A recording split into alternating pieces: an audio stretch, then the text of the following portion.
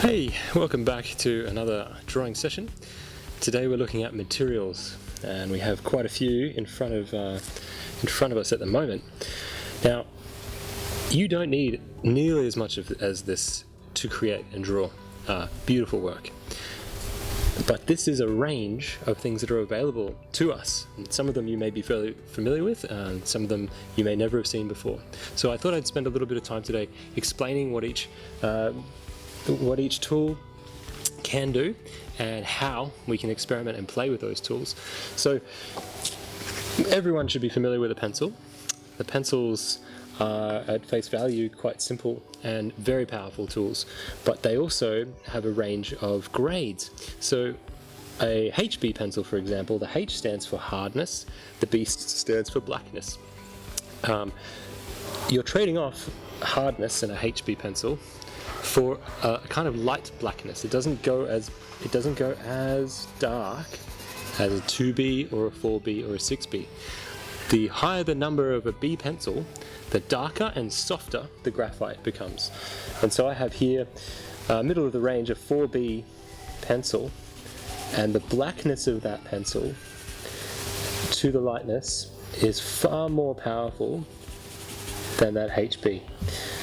So when you're considering drawing and getting your shading, getting your tones values as diverse as you can, it's a good idea to look at getting a 4B or a 6B or even an 8B pencil to experiment with just how dark and deep those qualities can go.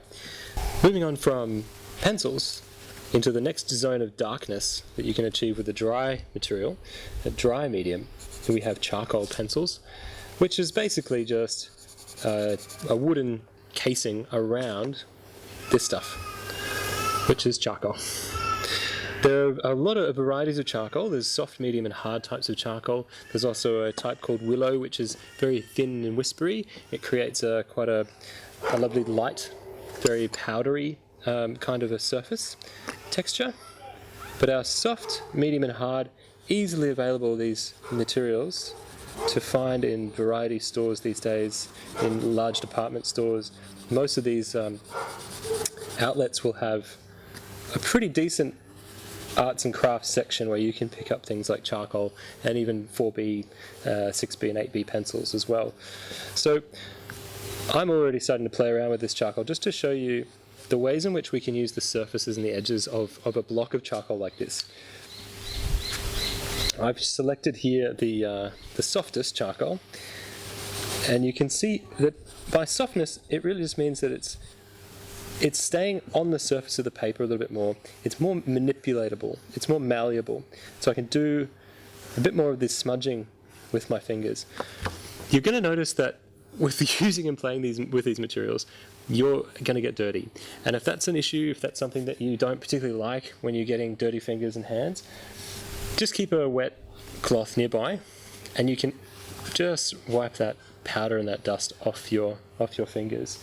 You can even have a hand towel as well to dry your fingers back out, but as long as it's not too moist, you should be fine to continue. So just showing you, by using the edge or the tip, we're getting a sharp line.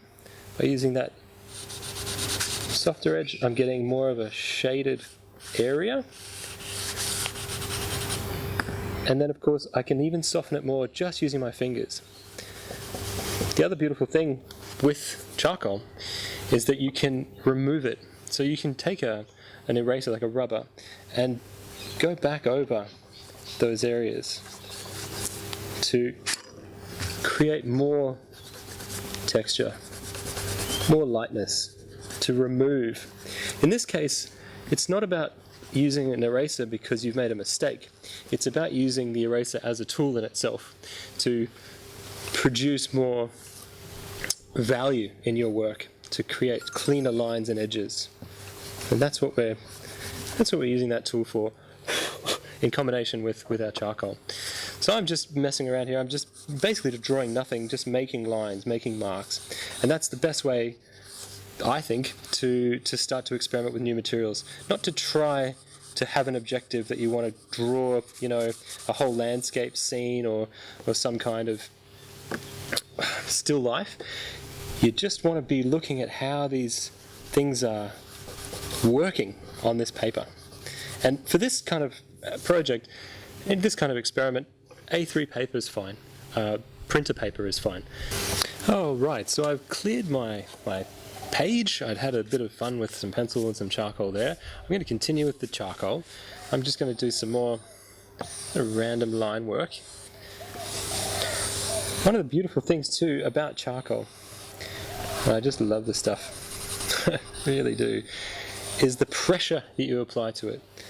That just gentle pressure with your hands and using the soft side instead of the flat side in combination with finding that line, you can really bring out some beautiful textures, beautiful mark making. And that's all we're doing. We're basically playing with carbon on a surface. It doesn't get more simple. And thankfully charcoal is not that expensive, neither is A3 printer paper. And we can work at this size, at this scale. Now you can do this on A4 too, you can do this at a smaller size if you like, but I sometimes just feel like there's not as much room to breathe. And so when you do something a little bit bigger, you just have more physical space to be able to play. So I'm just making some kind of form here.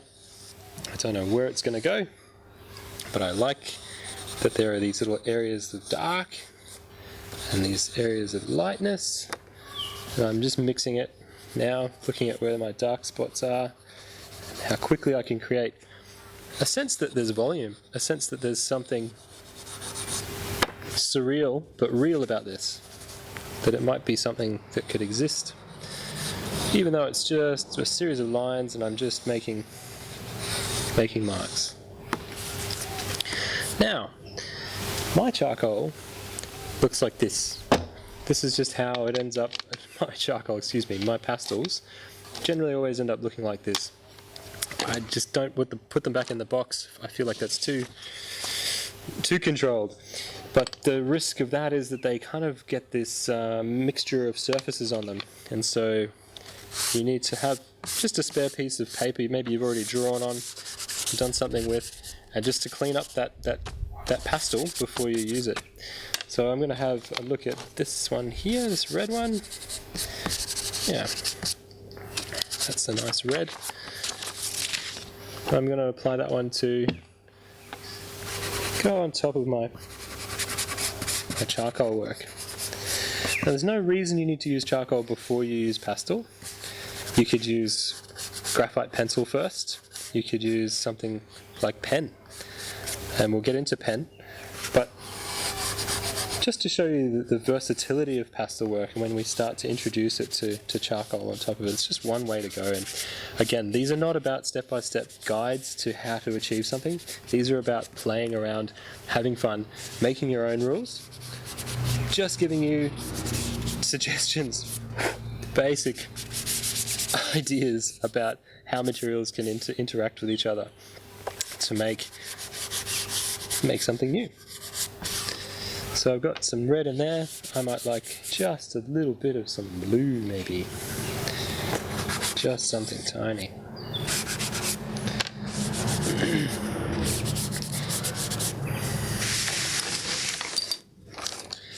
So this is pretty much just pure form and texture. It's me rubbing and using my fingers and my hands. If you look at all the accessories that you can acquire, things like smudge sticks, this, that and the other, with moving and manipulating the material around, the best thing I find is just using things like Q-tips from home. So you can use one of these little double-edged Q-tips if you really want to get into fine detail work, using that as almost like an extension of the charcoal's ability on that paper. Always be sure to, it's beautiful to have this little reserve of powder on the surface, because you can actually utilize it if you want to, depending on what you want to draw or how you're approaching it. But always be sure occasionally, once you're sort of done with it, to shake it off, blow it off, because the drawing will look very different without all those particles, that fragment matter on top.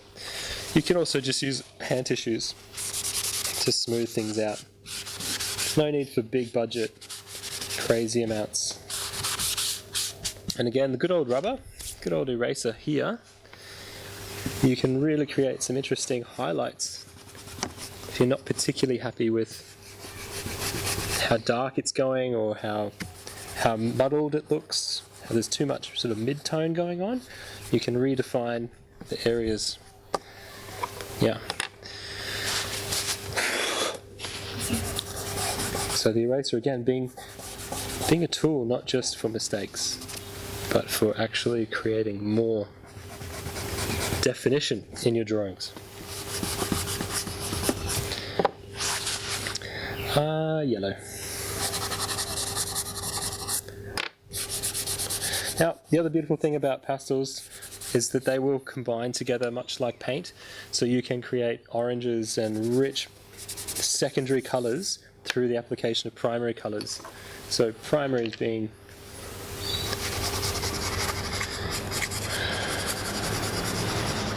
blue, red and yellow.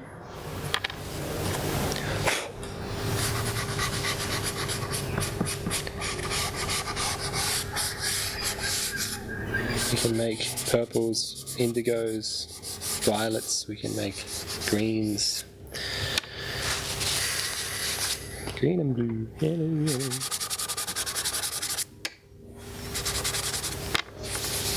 Here's some green for you.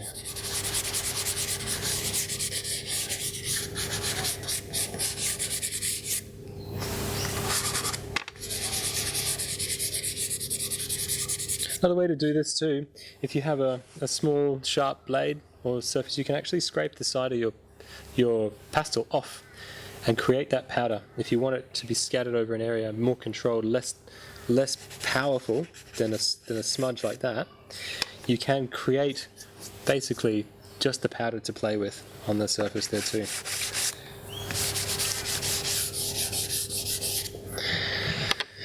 So yeah, it's just that letting yourself trust yourself. And if it doesn't work out, you know what? You spent 5 minutes on a piece of printer paper and some pastel, and it's all good. Okay, so you've had to play around with pastels, with pen, with ink, with pencil or charcoal, whatever you've thought about, and quickly you'll notice it's still workable. You can still work on changing it, and if you keep it long enough, it'll smudge and it'll get a bit more distorted without being sealed or protected. And so there's some things you can do to what they call fix the surface, make it permanent. One of them is a professional fixative, which you can find at art stores or online. Another one, if you're happy with it, if you want to keep it, it's not just a rough sketch, and it actually is something you'd like to keep for a long time, you can use that fixative or hairspray. Hairspray will work almost just as well in a pinch, and it's a bit more readily available and a bit cheaper too. So spraying again about 20 centimeters to 30 centimeters above, and keeping it moving. You don't need a whole lot, otherwise the paper will start to soak and it will affect the quality of the paper. So just a quick tip there on preserving works which are using a dry material that is still actually smudging and moving around. So next time, I think we've run out of time today to cover all the things I'd like to talk about with pen and ink work, especially ink washes. So we'll do that when I see you again next time.